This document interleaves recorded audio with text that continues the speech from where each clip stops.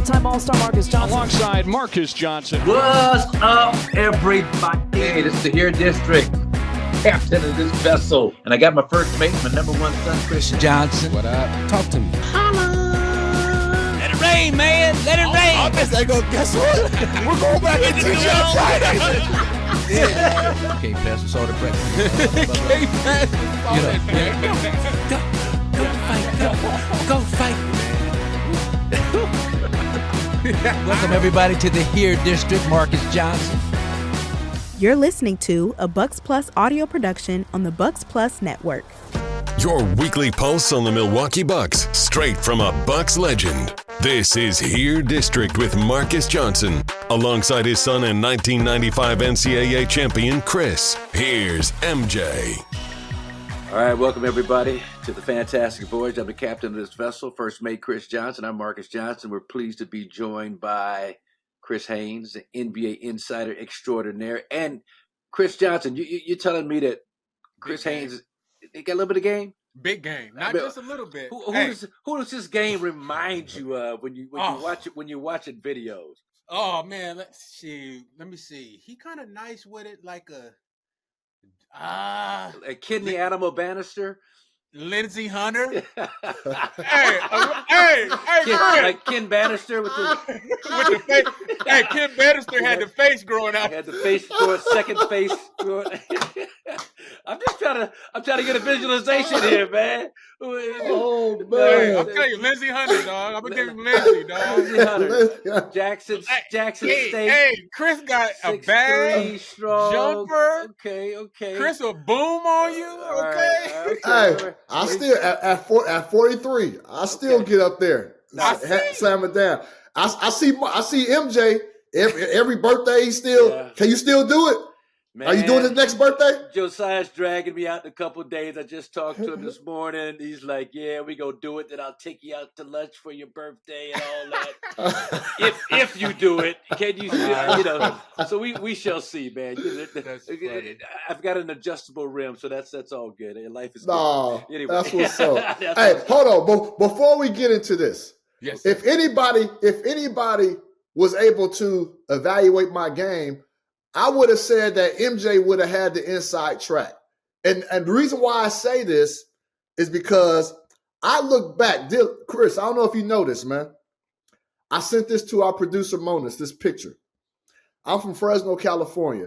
Okay. And we know that. We used to have for a few years, we used to have this camp called the B of A camp, which is the Bank of America camp. Oh, yeah, I got the picture.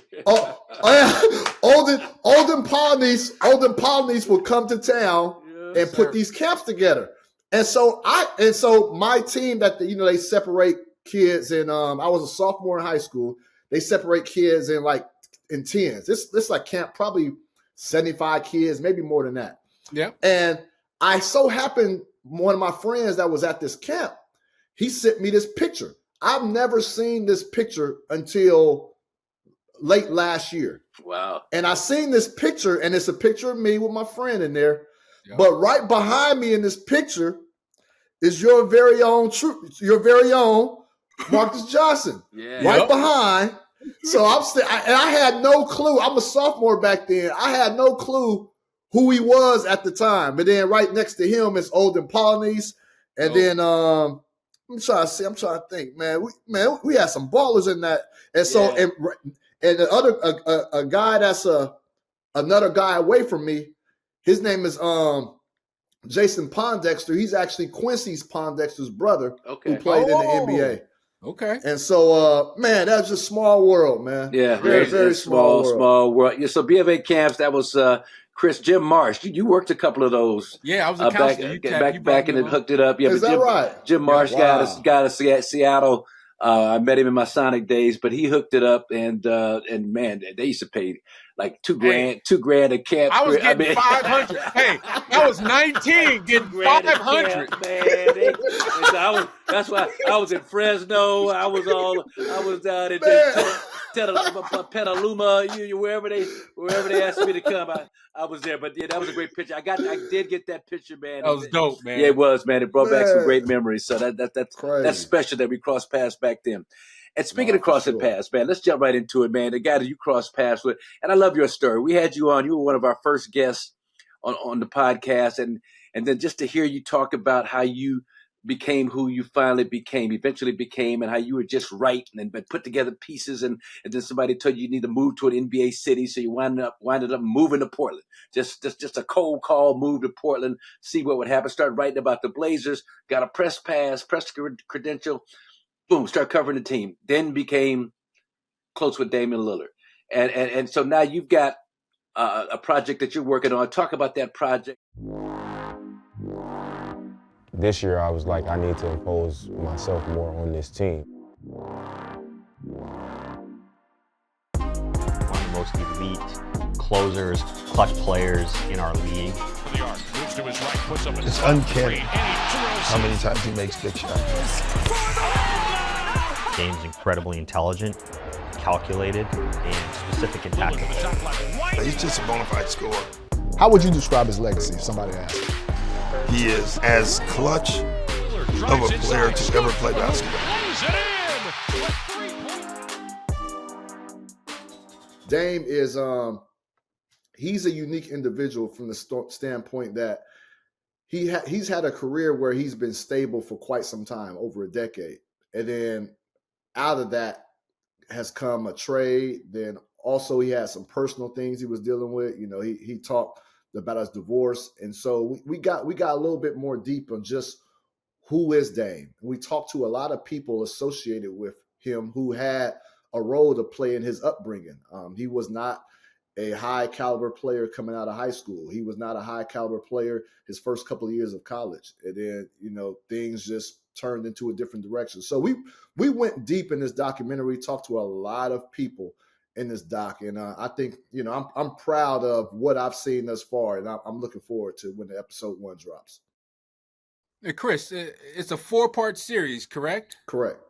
Now, what's inspired you to dive deep into the background of Dame? I think too often, you know, as you guys know as well, you know, you guys have relationships with a lot of players, and Marques had a lot of relationships with a lot of players, former players and coaches and former coaches, and you know them like nobody else.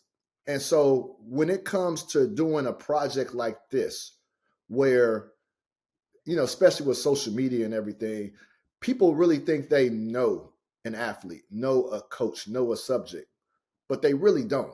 And I think who better to tell the story of Damian Lillard than someone who's been covering him since his senior year in college, leading up to the NBA. And, you know, he's someone who, you know, I'm being honest, you know, I consider a brother to me. And so, you know, there's no secret. We've developed a great relationship over our time. It seemed like, and I credit him a large part of my success, because, you know, as a beat writer, you're only as popular as the subjects that you cover. And I remember when I was in Portland, you know, you had the Brandon Roys, you had LaMarcus Aldridge, but you never had anyone who had national commercials.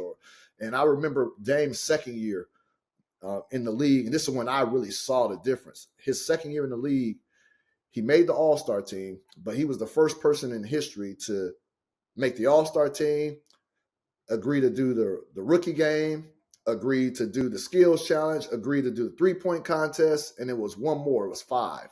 It was 5. I can't remember what that 5th one. Oh, the dunk. I said dunk contest, three-point contest, all that skills. No. He did a dunk contest as well. Yeah, okay. He did his second Wow, year. Yeah, okay. so y'all don't remember that? Yeah, he did it. Vaguely, now that you bring it up, it rings a bell. He was in the dunk contest, and I remember when that came out. Like when I broke that story, making history, competing in all 5 events has never been done. That still hasn't been done to this day. And I just remember my profile just kind of shot up. And so I owe a lot to him, and you know, I'm very appreciative of him. So anyways, to answer your question, I just felt like, you know, what better person to tell his story, because there's a lot of things out there that people don't know about. And I was glad that Dame shared that in this project.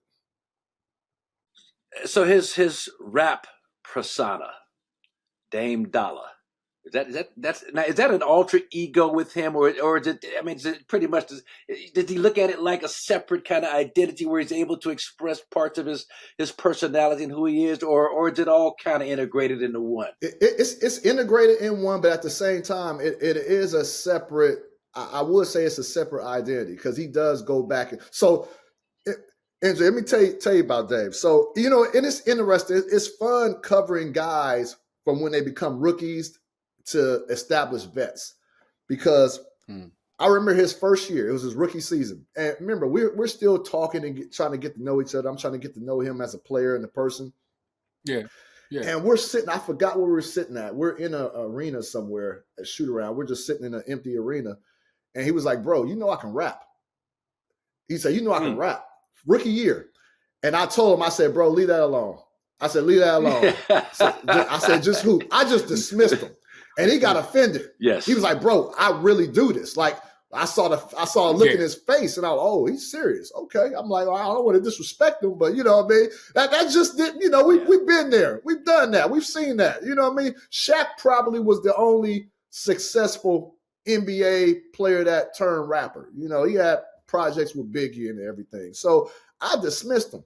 And he started sending me some cuts, and I'm like, okay, he really can get down. Then he took it seriously, but that is a side of him that he considers himself a professional in that lane as well. And he's done projects with Lil Wayne, Too Short, and list goes on and on and on.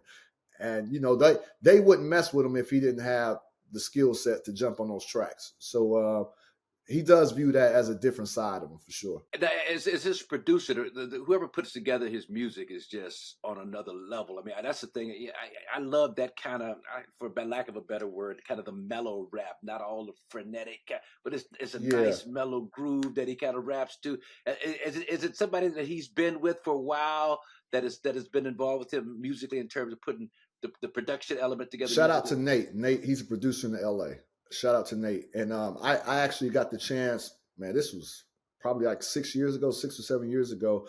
I hung out with Dame in the studio because I've never, I consider myself a hip hop aficionado, but I've never been in the studio to see how this process works. And so Dame was in LA, and the way he did it, Dame was in LA, and the producer Nate, he would just play a bunch of beats. So we're all in the studio, and I'm just observing. They're all in the studio, and Nate is just, going to different beats. Play it for like 30 seconds. Dame like, I'm not feeling it. This goes on for hours. And this, again, I don't know if his process is the same now, but this is about 7 years ago. He probably did one song that day.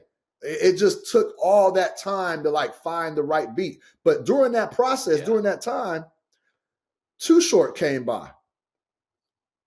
Too Short came by. On and on. Blow the whistle. On the whistle. Okay. And, blow the whistle. Gilly. All right. And Too Short is like, we know Too Short from, Too Short, I think nationally Too Short is known as an underground rapper. He's like your rapper's favorite rapper. But that Blow the Whistle came out when he got with Lil Jon. That took like E40 the same way. When they got with Lil Jon, Snap Your Fingers and all that. But that was that Too Short. So I'm like, man, what's going to happen? Like, what's going on? So I'm like, am I going to witness like Too Short jumping on the track? And so Too Short came in, and the same process. They're playing music, and they didn't do anything that day. I ended up leaving because I was just tired of just listening to different tracks and them not agreeing to anything. So that was just the process that day. But then when I left, I found out Kendrick Lamar came through. Wow. K-Dot came through after I left. I know you was heated. Man, come on, bro. How long ago was that? How many? This is like 7 years ago. Yeah. Okay, so Kendrick probably had his. I was jealous of Aaron Aflalo. He had. I used to be jealous of Aaron Aflalo. I loved it. That's like one of the coldest opening lines in a rap song I've ever. I used to be jealous of Aaron Aflalo. Like, wow, that's sick, MJ. That's a sick pull, man. What, man? Come on, man. But that was it's good. Like that that's something he takes seriously. But as you've seen, since he's come to Milwaukee, like he's all in on trying to make this thing work, trying to maximize this opportunity that he has in Milwaukee. So he hasn't recorded not any new albums, but if they do win the chip, Giannis has already confirmed and told them like he's jumping on the track. If they put it together. Okay. You heard it here first. You heard it here first. I said it. Yes, I'm going to rap with Dame. I got to. Come on, MJ. Your cousin by marriage. Now, I did mention to Mariah on a recent road trip that her and the kids were on, and I won't get specific with that, but I was like, I had a chance to talk to your cousin, from friends. She's like, who? I was like, Chris Haynes. So she was like, yeah, that side of the family. What's going on? What's up with that, Chris? We got the Johnson side that are educators and doctors and teachers and professors. Then on my side, we got the Kazees. And the Kazees are off. Are y'all like the Kazees? Is that like the Kazees side of the dynamic in that family? Yeah, that's pretty safe to say. Yeah. Okay. That's pretty safe to say. That's all. I mean, we don't explore it. I just, when she said that, she didn't say anything negative. It was I can imagine. All smiles. That's that. That sounded. Lord. Yeah.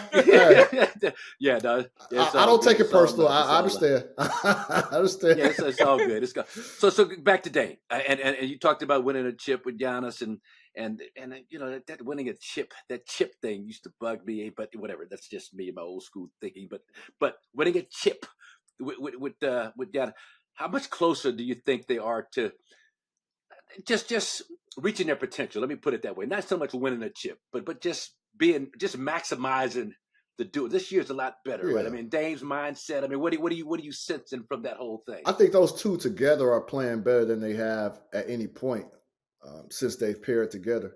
The pick and roll action. You see in Giannis advance the ball up a little bit more. You see in Dame looking for Giannis almost every opportunity in transition, letting him go, get downhill. So, there's the camaraderie is there. And, but I think, the sad part is that, no matter how well those two play, it's still a team game, and it's going to take the collective to accomplish the ultimate goal. But those two, they're playing really good. It just took a while, and you can see that they've been in the lab together and they've been trying to get together. And they're really good on and off the court right now, as far as like communicating and trying to understand what each other can do for the other person and for everybody else. So that part is good. What really gave me insights into Dame and his toughness and kind of who he is. I got a best friend of mine since the 7th grade at Audubon Junior High School here. Audubon is I always tease this guy. James Harden is the second greatest player to come out of Audubon. I was the first. Used to be. I've heard that on the broadcast. You said that a time or two in the broadcast. Yeah. He gets a kick out of that. He gets a kick out of that. But Butch Johnson of the Dallas Cowboys, Wendell Tyler, the football great of the Rams, Super Bowl, UCLA, just a lot of great athletes.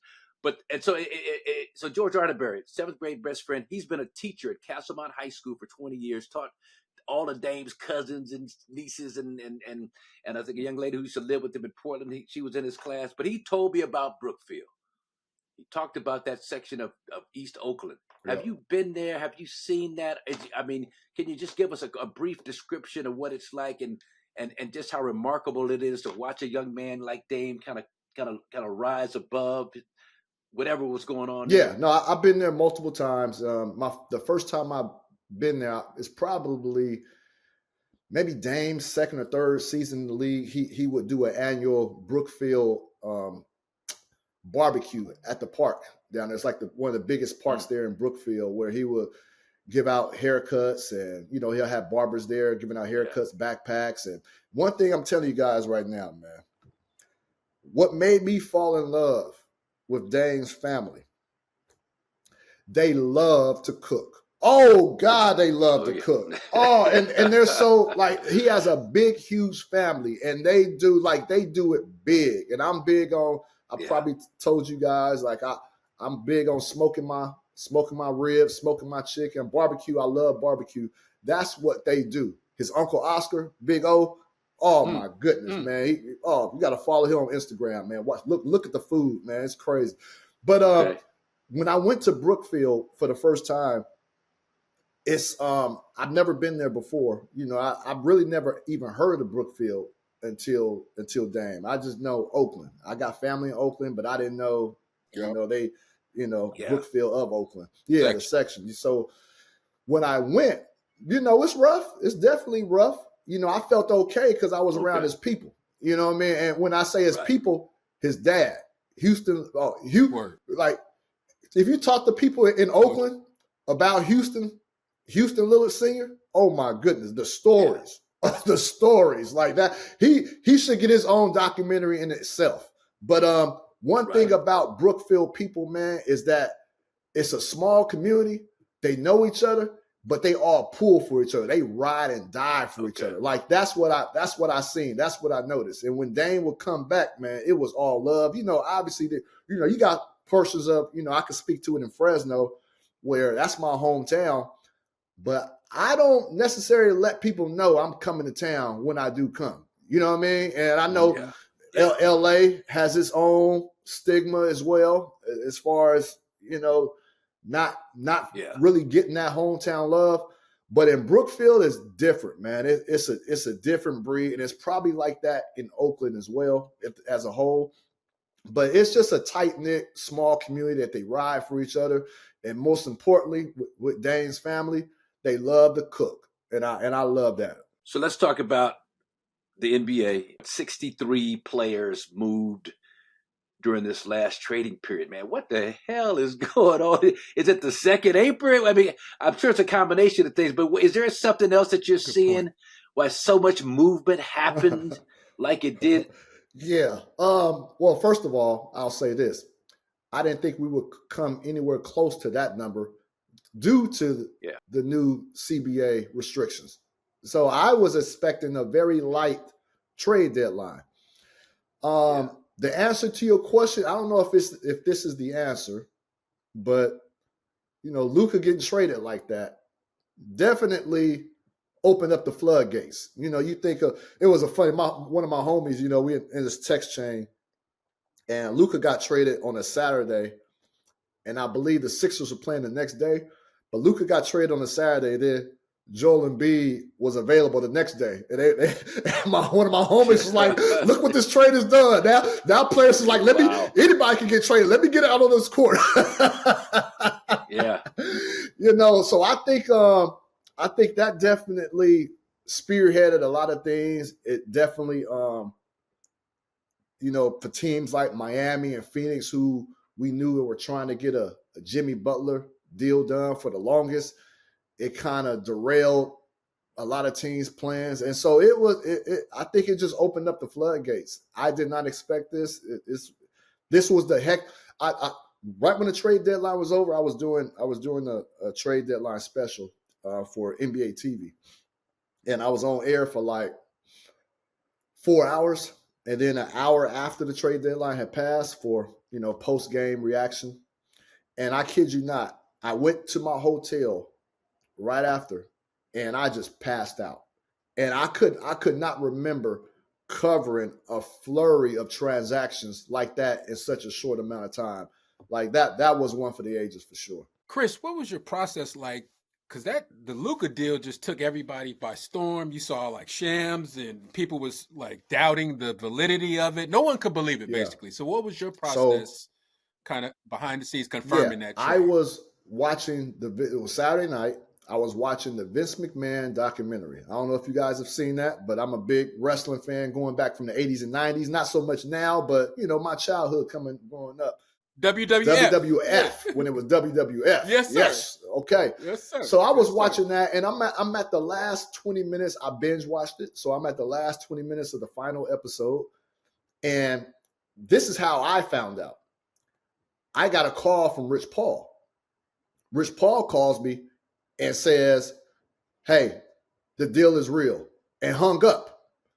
And I'm like, what are you talking about? Rich. Like, what are you talking about? Like, I don't know what he's talking about. So he hangs up. I look at my phone. 3 minutes prior, I got the text that, hey, go with this. I'm not gonna say who it's from, but hey, go with this.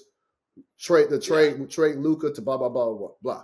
I'm like, whoa, wow. So that's how I found out. It was a call saying it's real. They're just hanging up, and then I had to look at my phone and I saw 3 minutes earlier. I had the information, and so that's how I found out. And it was a whirlwind from there. Rich Paul like Deep Throat. They're doing it real. Yeah, that's funny. But Chris, you and Chris Mullin, that was WWF time at the Oakland Coliseum. Who did y'all get into? Almost get to a fight with? So Chris, when I was younger, Pops was playing in Golden State, right? And we were tight with Chris Mully. So I used to work out with Mully, and we used to do stuff. So Mully took me and my brother Josiah to go see the WWF, who was in town, right? So, we go in there, we backstage, and it was like, Junkyard Dog, the Bushwhackers, man. Bobby the Brain. But look, they trying to sweat us when we rolled up in there, right? In the locker room. Because we want to go to the locker room to get the drinks. We want to get the Gatorade and some Coke. You know what I'm saying? So Chris Mullin takes us back there.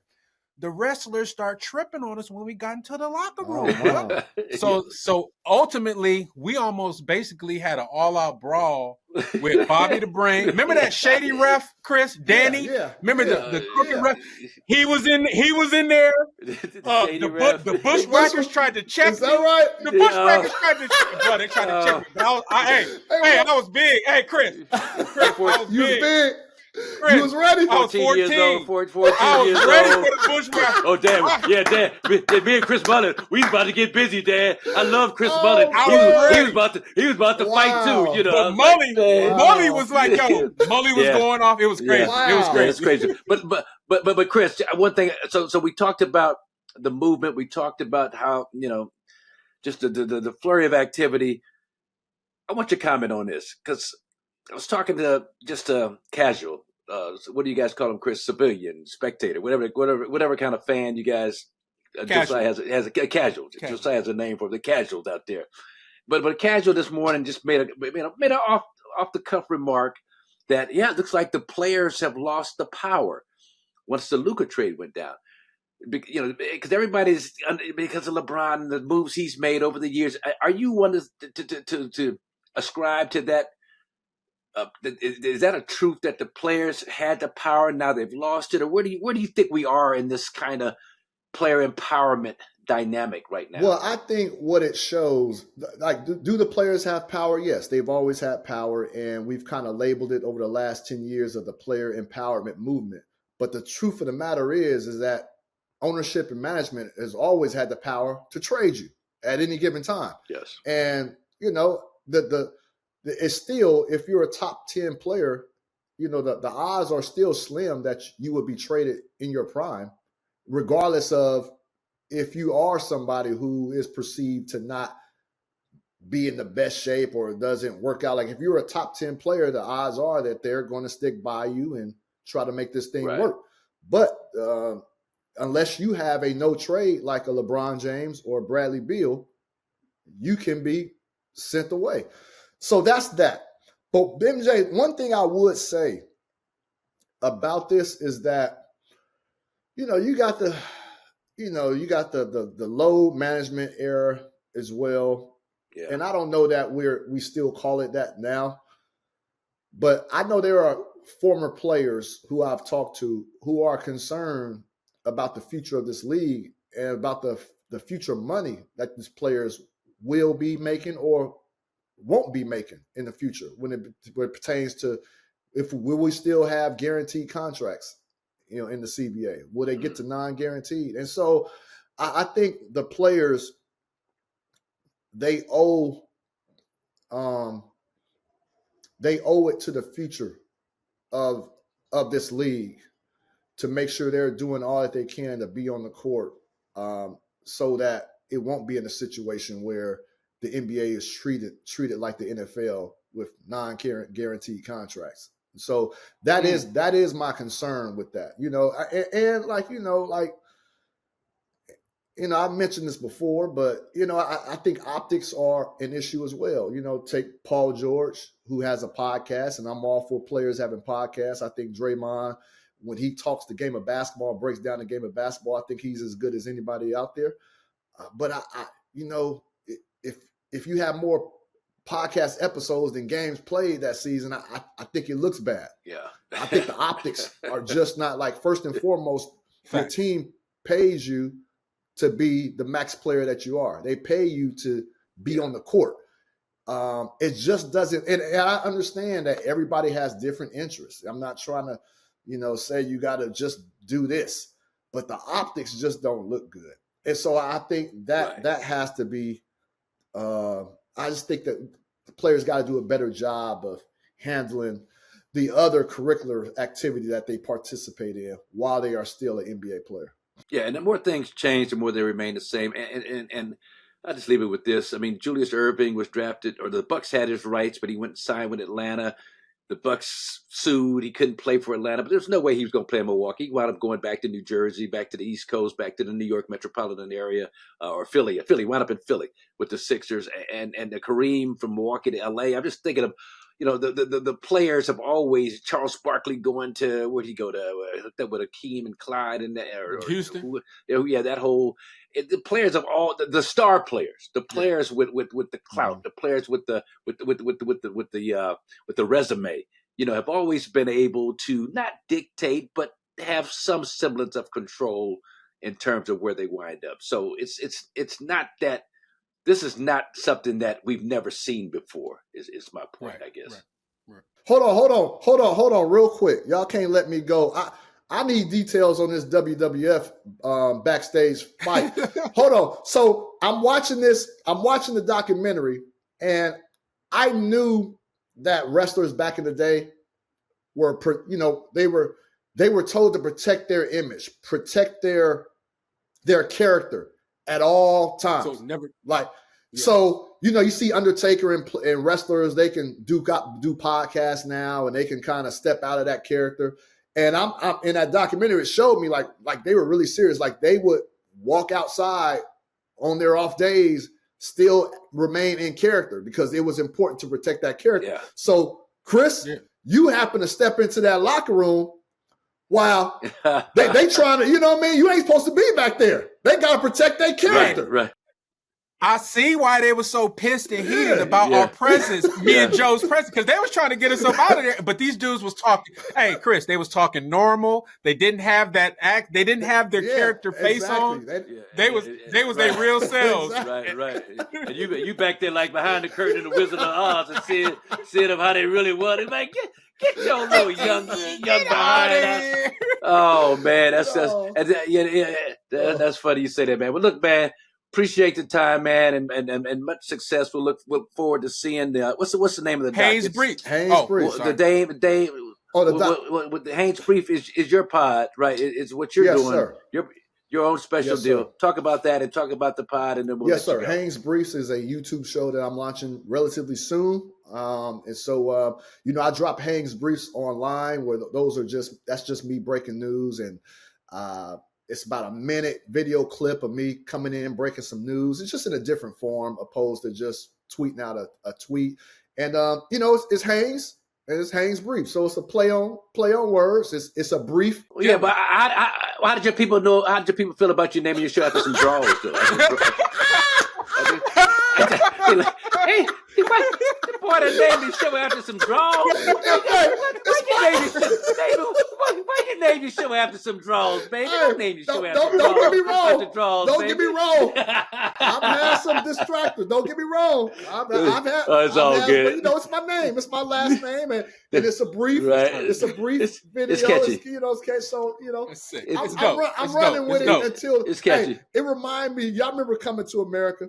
Every time I'm trying to explain this, I'm like, Haynes is my last name. I feel like McDowell when he's trying to explain. So it's McDonald's. It's McDonald's. And it's McDonald's. Right. They have the golden arches.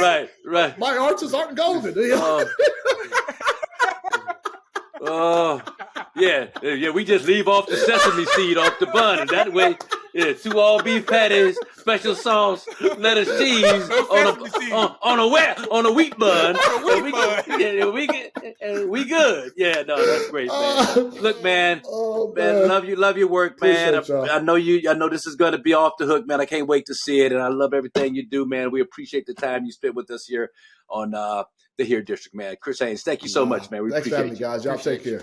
Well, man, Chris Haynes, man, we thank him so much, Chris, for coming by the show. Here District. That was dope. I'm the captain of this vessel, Marques Johnson, Chris Johnson, my first mate, and the only father and son tandem. I left this off at the beginning, so I got to say it, to win a national championship at the same school, UCLA, 1995, 1975, and there's an event happening in March. Hopefully, I'll be able to make it. I hope so. I hope so, bruh. Celebrating the 50th anniversary of the last championship of John Wooden. They got a 65 team who will be celebrating the 60th anniversary. And then you guys, your team, Chris, will be celebrating the 30th year since Jim Herrick took that Ed O'Bannon, Charles O'Bannon, Toby Bailey led squad, George Zedek, Big Z, Tyus Etney. Ah, man. Who'd y'all play in the semis? You played Oklahoma State. Big Country. Big Country, Bryant Reeves. Yeah, baby. I remember me and my workout guy, my training partner, Malik Mansour, we took George Zedek aside after practice and showed him how to shade Bryant Big Country Reeves to the baseline when he's on the left box so he didn't get to that right hand.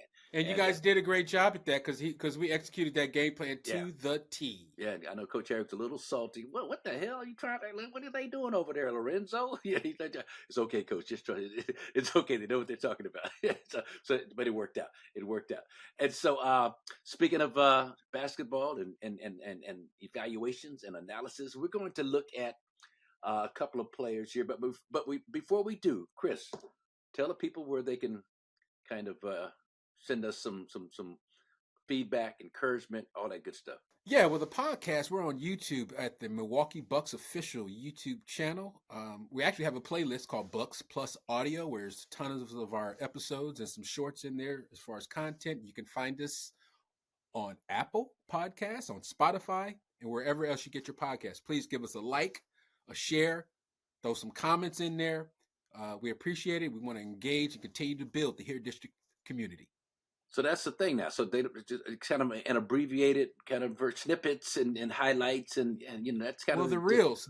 So the quick reels where we got a nice sound bite or something. They're doing, and Dylan, Monis, they're doing a great job of cutting up stuff that we do in the podcast, man, and then putting it out. It's really starting to really create some momentum here. Yeah, I heard we were like the number 10 pod in Uganda or something like that, man. Uganda. We are number 10 in Uganda. We're number 33 in Greece and number 37 in the Philippines. Okay. And the Philippines is basketball crazy. We got to talk about Billy Ray Bates. Hey, I need to get down to the Philippines, bro. Yeah, they call him the black something over there. I forgot what with the big calves. With the big calves. Billy Ray Bates, with the big calves. Yes. Played with the Blazers and came in. He was like Joe Hardy and Black Superman. Is that what it is? That Black Superman down there in the Philippines. He got kind of banned from the NBA, alcohol, drugs, went to the Philippines, averaged 50 a game. But he was like this spectacular. Do you remember Richard Dumas from Phoenix? He was kind of that Richard Dumas type character that just kind of came in, dominated, turned his stuff out, and then left as soon as he came in. Deuces out of here. Anyway, about that action, speaking of somebody coming in, speaking of deuces, double deuces, Chris Middleton, gone from the Bucks. The guy that's replaced him, Kyle Kuzma, a guy, Chris, that you know really well. You worked him out along with Clint Parks the earlier part of his career. Clint told me he's still working with him during the offseason, and a guy whose footwork I've always loved and enjoyed. So let's take a look at some Kuz clips and just kind of break them down as we go into about that action. Here we go. All right, so here's Kuz coming off a little dribble handoff. And so this is what I like about him. It's unbelievable. The amphibious nature. He's ambidextrous. He knows how to use both hands around the basket. He's really good with that left. It just adds a different dynamic to the Bucks lineup when you got a 6'9" guy that can come off a dribble handoff, attack with the left, finish, score. Like that's what I was kind of talking about when we first broach this subject about Kuz. Check him out right there. Nice use of the body, Yeah. way to, shield his body away from the man. But it's 1 dribble, 2 dribble. Nice. 3, Rudy Gobert. See, Kuz, man, I was trying to tell folks that Kuz's skill set, like his size, athleticism, and skill set is extremely unique. It took Bucks fans a little while to understand that, like a couple games, but I think they're starting to come around to just. Okay. I mean, when I'm looking at Twitter, he's getting some positive feedback. The game when they just beat the Timberwolves without Giannis and Dame, they put on a heck of a show. Woo. The two KPJ, Kuz, I mean the whole team. But when you watch Kuz, and I'm talking to the Bucks fans, you watch Kuz and KPJ, right? And you think about when we had Kris, DeLon, and all these guys. You see, as basketball people, because I respect Bucks fans as basketball people, you see there's a different vibe, there's a different energy, and there's a different level of skill when KPJ's bringing the ball up. Now, granted, go ahead, MJ. Well, no, just quick. I mean, it just looks quicker. It looks more athletic. It looks more fluid.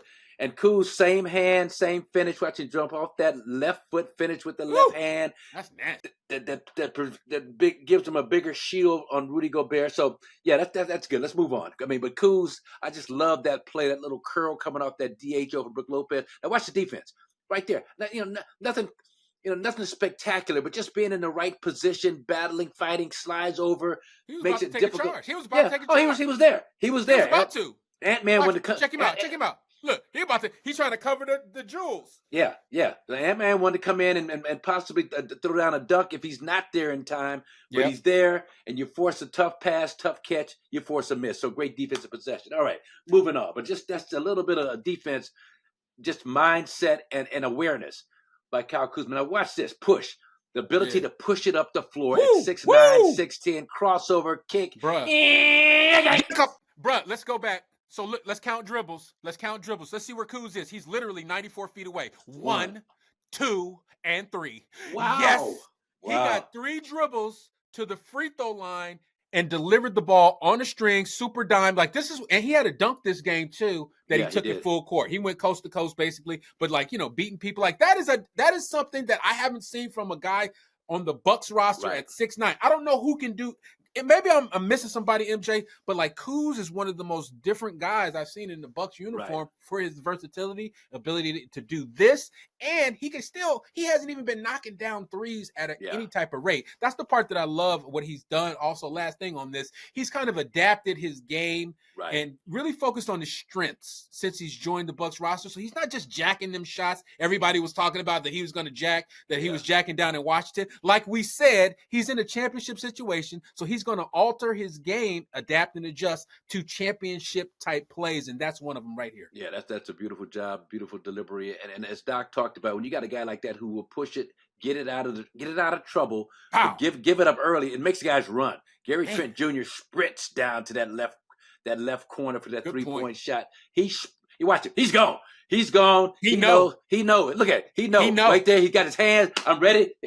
Boom, right on the string, bottom. Hey, let's shout out GTJ real quick, man. I got to give a shout out to Gary Trent Jr. Man, that dude has been balling. Remember that slump he went through, MJ? Yeah. Oh, yeah. You love when a guy like that goes through that type of slump, keeps his head up, still stays locked in, and then the basketball guys are rewarding him. Now he's balling.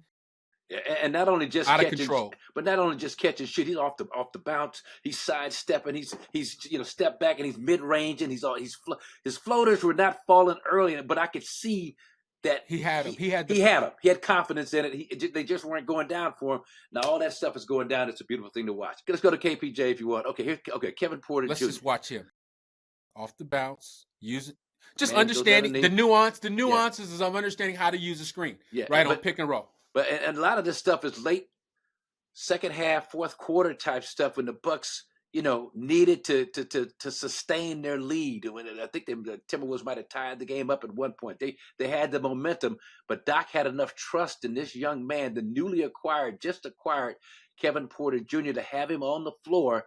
Yeah. In net cutting time, as my old Bucks coach John Killalay used to say, but in crunch time, he was out there and he was making things happen, Chris. Yeah, making things happen on the bounce. Kevin Porter Jr. gives the Bucks a really different dynamic, a big ball handling, sweet, shifty, lengthy guard right, that can create his own shot. Earlier in this game, man, he was hitting dudes with some step backs. He was getting in between, kind of a mid-range and, kind of. But what I love is his ability to use these ball screens. Like the Bucks outside of Dame, right, you don't have anybody that uses them at a high level like KPJ. Like I said, when we first got him, I felt like he was going to be running the point. Like he's a facilitator, creator. Like, we had conversations about the wing, but to me, he's a guy you can count on. The more comfortable he gets. I read our guy, Jim Ozarski? Yeah, Ozarski. Jim Ozarski's article about KPJ. And one thing that stood out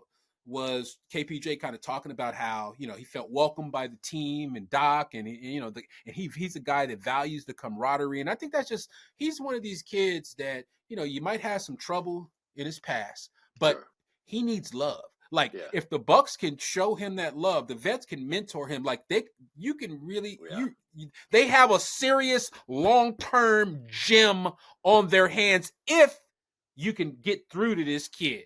Yeah. There's a term, hosinu. It means to mold like clay. Yes, and this is what hosinu. They got to do some hosinoing on this young man. And I'm into basketball etymology. Get linguistic etymology, but where a guy comes from. So now he was in Seattle. Mom wanted him to go to O'Day High School. Clint Richardson, some other great players out of there. He wanted to go where his dad went to school. Like you went to Crenshaw, like I went to Crenshaw, like everybody else in his family went to Crenshaw at some point in time. Josiah for a couple of years, Josh Mariah. He wanted to go to Rainier Beach High School. He played for Mike Bethea, who has been there forever, one of the greatest high school coaches nobody's really heard a lot about, but he's coached so many. I mean, between Terrence Williams and Doug Christie and Nate Robinson. I mean, just Rainier Crawford. Jamal Crawford. That's the first one from the first game I did for the Martin Luther King Holiday Hoop Fest was Jamal Crawford, 6'5" point guard. But DeJounte Murray, all these are Rainier Beach dudes, man, and they have a family type environment where they take care of each other. Jamal Crawford mentored Kevin Porter Jr. I think we got another clip of KPJ. We can move off of this one. I mean, he's hit that jumper so many times he's gonna drop another 50, like he did against us 2 years ago. I can watch it forever. I can watch it forever. Look at that ball manipulation. Yeah. So that's ball manipulation. And he's running the point. He's running the one. And I didn't really know he had that ability right there. Yeah, Junior wants well, he's like we talked about though, he's an NBA PG, right? Because he can get it up the floor and he can create off pick and roll. In transition, he can find guys. He court maps. He can find you. Like he needs to stay locked into this mode. Right. Like when he starts to get out of this mode is when you start to have the problems with Kevin Porter Jr. Like, and you saw it during the game. Like everything wasn't great. There are some points. There were some moments in the game where he's putting his head down. He walked off the court, kind of walked off the bench, kind of surly, salty because he was coming out the game. But that's part of the process when you're dealing with a talented dude, 24, 25 years old. Like I'm willing to deal with that when you got a guy like this coming in the game, man. Well, and understand the mindset, and you were like that as a player too. But why is he walking off the floor? Because he wants to be out there. Because he knows he can. He knows he can impact winning. Y'all want to win this game or what? You leave me on the floor. And you talked about that. Look what he just twists Joe Ingles up. Ingles thinks he's going to bounce pass. He sticks his leg out to kick. But everybody twists Joe Ingles up, man. Joe Ingles was looking suspect in this game last night, bro. He looked all of 37. Novak was giving him a hard time. I thought he was 47 the way he looked. No offense, Joe. Okay, we got another KPJ. Is that it? I think we had one more KPJ. I think that tough. The midi. No, defense. Defense. Check him out. On Ant. Great defense on Ant. Yeah, right. On Ant. Damn. And this is a big play down the stretch of that game. They're trying to isolate KPJ against the Ant-Man. Ant-Man usually is reliable on this type of situation. You see him he holds the hands up like he thinks it's going down. But KPJ just does enough on the contest. Watch this contest. Early step to it. Early contest. He read the move. It was like you used to do to me when we used to play one-on-one back in the day. You knew all my moves. It's the same situation right here. Right. He's already reacted to the sidestep right a split second earlier, which is why he was able to get that. That tells me he's locked in. Yeah. And he wanted to guard Anthony Edwards all game. He's not scared. That's something else that he brings to the table, MJ. Yeah, he's not scared. And he look at him. Fearless. And something else I saw real quick, during the game, earlier in the game, Anthony Edwards was hitting a couple threes trying to get off. Gary Trent Jr. took it upon himself to match Anthony Edwards' energy on that stuff, on those looks, on that vibe of like, oh, you gonna try to celebrate and be all up and you be turned up? Well, I'm gonna be turned up with you on some crazy. And my dad in the stands too, bro, with the mink on. So now what? And my people, I'm from the Minneapolis. Everybody understands. This is home, bro. Yeah, this is home, bro. And that's what it felt like. That's what it felt like. That's great stuff. So anyway, that's enough out of that, man, about that action. So you saw Kyle Kuzma, what he's going to bring to the table. And no, he's not Chris Middleton. This is the shot here. I think that, this is a nice little take, little fade, deceleration over Rudy Gobert. This is a big shot. This helped the Bucks again sustain that lead or give them the lead. This is late in the game. Nice take, little fade back. Ank. Again, pick and roll mastery, right? The ability to use these screens, knows where to go. Look, see the hesitation. Let's do it again. Let's go back. This is what I mean. This is what I mean by the nuances of pick and roll. Watch this hesitation, and then he goes. So that little hesitation, he's advanced. Like you have other guards that were on the Bucks roster, DeLon Wright, AJ Green. Like them guys aren't making that play. So this adds so much. Now those guys, like your AJ and Gary, now they could be shooters. They could be spot uppers. Now you got a ball handling, crossing dude on a high level, man. I'm telling you, like this is a big deal. Kevin Porter Jr. is a big deal, a big addition. Deal. I don't care what anyone says. This dude's a big deal. He's going to add value to this Bucks team. I believe that at both ends of the floor too. And man, I mean, I've always liked it. Well, he gave us anytime. He's the youngest player in the history of the NBA to give a team 50 and 10 assists at 22 years old. Anytime you can give a team 50, he gave us 50 when he was in Houston. I don't care. You know what I mean? I care, but it's like, come on, like this guy can play. He can play. He threw out the word grace, and that's what as fans, as Buck lovers, I mean, we've got to show him some grace, a little bit of grace. and allow him, like you said, this clean slate to prove who he is right now. Yeah. He's a young man with 24, 25, 26 maybe years old.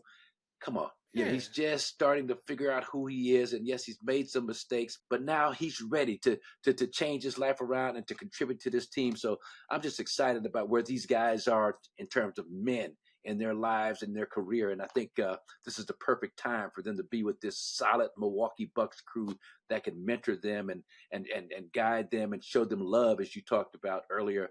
And it's just going to be exciting to see what they can offer. But anyway, I'm excited about what we had to offer today. Chris Haynes, thank him again. Check out that Dame Lillard doc that's coming out, a 4-part series on Bucks Plus Audio, and it's on. But the Dame doc is done by Bucks Plus Audio. Our producers, our crew work with Chris. This is an in-house production, man. So I'm excited to watch a 4-part series. They spent a lot of time, blood, sweat, and tears on this, and it's off the hook. I don't know if you saw the trailer, MJ, but it's pretty good. I saw little snippets of it. John Horace and Doc Rivers and all the Buck execs talking about Dame. Very good. And just Dame is quickly becoming one of my favorite NBA kind of personalities because of the multifaceted things that he's the music, and then just I got a screenplay that I'm going to give to his agent just because I want him to star as one of these original black firemen back in the 50s. He's got that energy. That dude is hilarious. Hey, that dude is a funny human being too, without even trying. Like he has a great sense of humor. Like I'll just say that. Yeah, he does. So, but anyway, we had a great show here, District. Fantastic voyage continues on, and man, what the course has been altered. There's been a change of direction. Somebody got on the wheel and took us instead of due north, we're going due northwest now. Okay, a little slightly different direction, but it's all good. Headed toward the ultimate goal, I believe, and that's this team being the best version of itself, whatever that means, however that shakes out. So here, District, Marques Johnson, Chris Johnson, we're out of here. Peace. This has been a Bucks Plus audio production.